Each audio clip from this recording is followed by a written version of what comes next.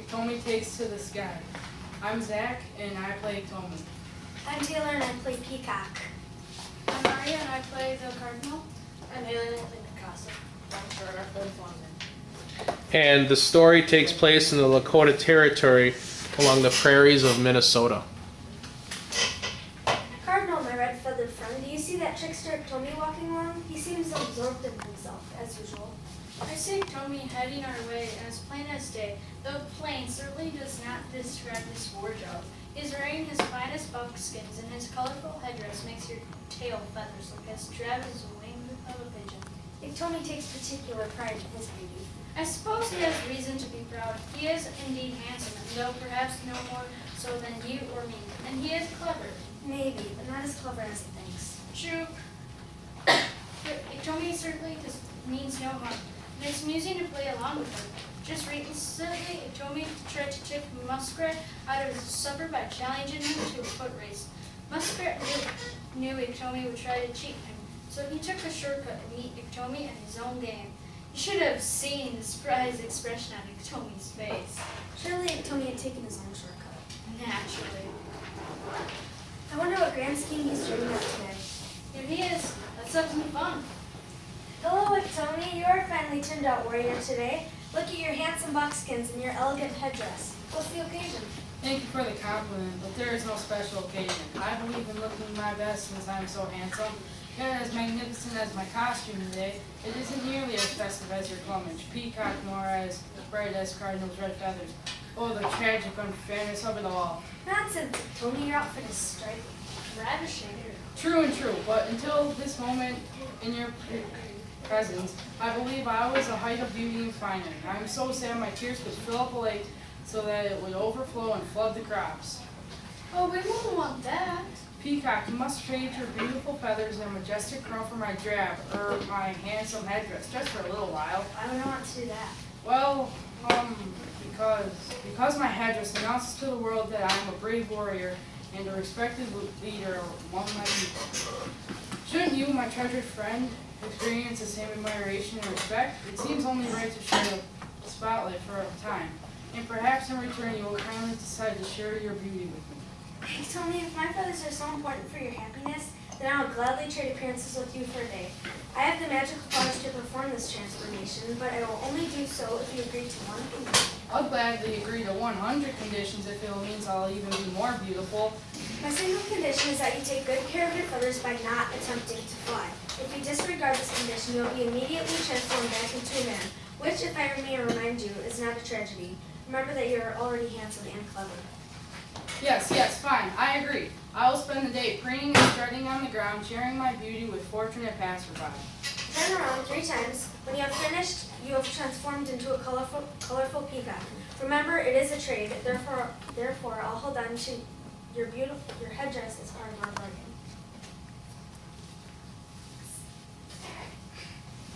I'm turning once, twice, thrice. Oh, look at me, Cardinal. Have you seen such a remarkable creature?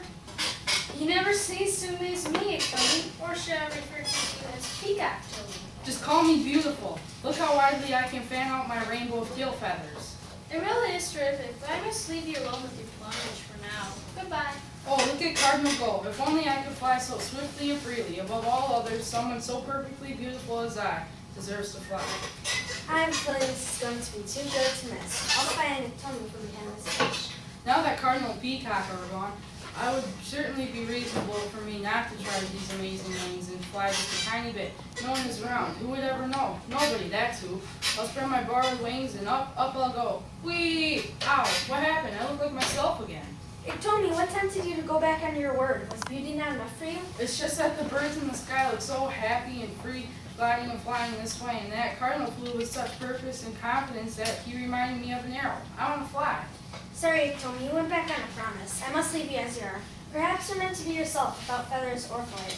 The good news about your failure to keep a promise is that I get to keep this marvelous headdress. Now what will I do? I must experience flight. I want to view the world from clouds and glide through the air without a care. Perhaps Picasso the hunter will help me. If I cannot be a bird with Peacock's help, maybe I can fly as an arrow with Picasso's assistance.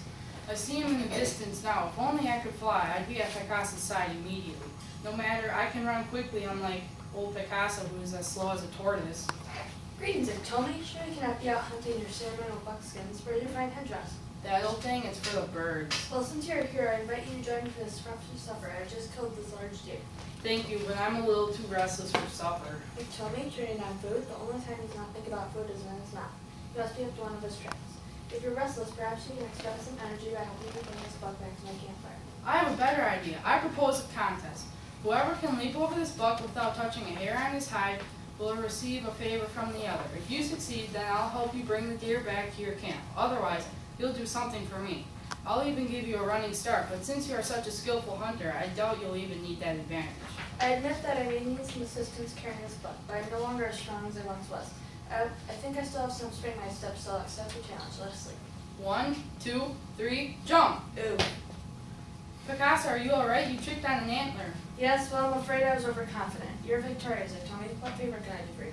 I would like you to use your shape-shifting powers to make me into an arrow, so that I fly as straight as an arrow in every arrow in your quiver.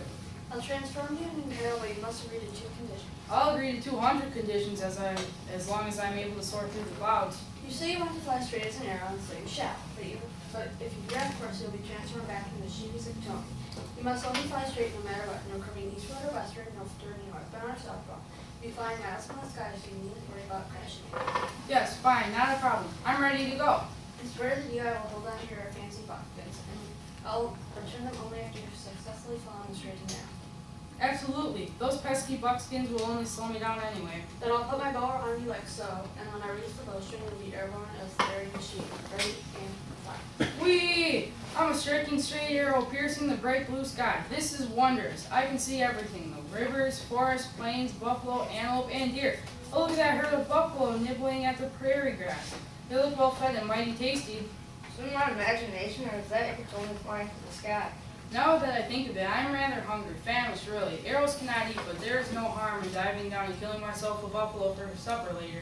Look out below! Oof! Hey! Ouch! My eyes do not deceive me. That is Iktomi. Not coming out of the sky and landing with an enormous stub right on the grazing buffalo. Oh, your vision is as sharp as ever, Buzzard. Always good for a laugh you are, Iktomi. Ramming head first into a buffalo, isn't it more efficient to hunt with a bow and arrow? Please don't mock me, Buzzard. It's been a difficult day. There is nothing quite so beautiful as the freedom of soaring through the sky, as you are always able to do, my dearest and most compassionate friend. Why, Iktomi, I didn't realize you had such a high opinion of me. You want something to do, that is. Climb on the back and I'll take you for a ride. I do not fly as swiftly as an arrow, so your journey will be at a slower pace. All the better to enjoy the spectacular views. Hang on, Iktomi, and Bruce, and This is amazing, Buzzard. The slow circles you make over the landscape allow me to bask in the beauty of the world. I dare say it is nearly as beautiful as I am. Oh, it is good to be Iktomi. I suppose it is always to be that way himself. One so beautiful should be surrounded by beauty, such as the green earth below and the blue sky above. But Buzzard's ugly red head right in front of me is a blemish in my line of sight. Poor old Buzzard with his lumpy bald head. He doesn't have lovely feathers like Peacock and Cardinal do. Oh, I am so repulsed. I remember when I was a child and my brothers and I saw things as hideous as Buzzard's head. We would clench our fists and then make a throwing motion like this. Iktomi, I can see you making a rude gesture. Are you so repulsed and distracted by my looks that you cannot appreciate the wealth and beauty around you? Does it not occur that how I look suits me perfectly? We must all appreciate what we have naturally, Iktomi. Because you're a person who cannot fly naturally, your journey in the sky has come to an end. Goodbye. What? Buzzard, I didn't mean for you to see my gesture. Please don't abandon me in midair. Ah! Ouch. Iktomi, welcome back to our tree. I thought you were spending the day as a peacock. No, Cardinal, Tony couldn't handle that. Last I heard, he was aiming to become an arrow. Hello, Cardinal and Peacock. I see Iktomi's made his way back to Earth because we were just seeing him Buzzard drop Iktomi from a great height in the sky. I think we can safely assume the arrow swinging didn't work out either. Picasso, my friend, you do look handsome in those buckskins. Thank you, and Peacock, I admire your fancy headdress. Is that you? Indeed it is, Picasso. Thanks for noticing. Well, at least I'm still a naturally good-looking fellow. I'm leaving to find others who can properly appreciate my splendidness. Goodbye. Oh, Tony, will you ever learn? Yeah. Yeah.